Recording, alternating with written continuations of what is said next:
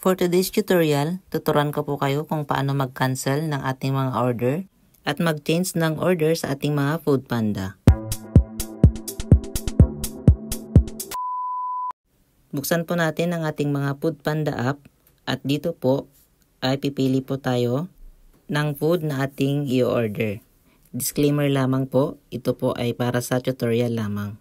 Huwag po natin itong gagawin para po hindi masira ang ating mga account sa Foodpanda. At if ever naman po na incidentally na nakapag-order na po kayo at gusto nyong palitan ang inyong mga order, ay i-cancel na po ninyo agad. At wag na pong intayin na mai-process na po ang ating mga order. At dito nga po, pipili po tayo ng food na ating i-order. Then pagkatapos ay i-check out na po natin. Pinutin lamang po itong review payment and address. Then i-enter po ang inyong mga payment and address.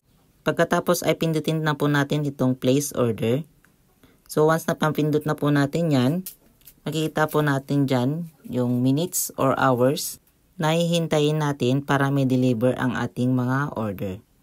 At once na ma-place na po natin ang ating mga order, ganito po ang ating makikita. Pag halimbawa gusto nyong i-cancel ang order, pindutin lamang po ang help na makikita po dito sa pinakaitaas at pindutin ang can I cancel my order. At dito, piliin lamang po ang reason kung bakit ninyo ika-cancel ang inyong mga order. And then, pindutin lamang po ang next.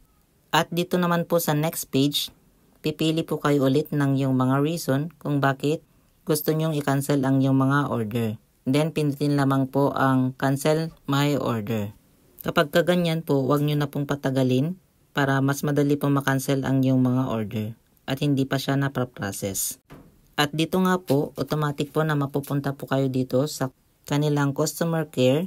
At dito po, explain lamang po ang issue. And then pag na-explain na po ninyo, pindutin lamang po ang start chat. So sabihin lamang po ninyo ang totoo kung bakit kayo magka-cancel ng order. So once po na na-cancel na po ang inyong mga order, makikita po ninyo sa inyong mga Panda app ang inyong mga order na na-cancel na. Sundan lamang po ang ating video tutorial para mas madali po ninyong maintindihan ang proseso ng pag-cancel ng ating mga order. At dito nga po, state lamang po ninyo yung inyong reason sa kanilang customer care. Once na-approve na yung cancellation, makikita na po ninyo sa inyong mga Panda app.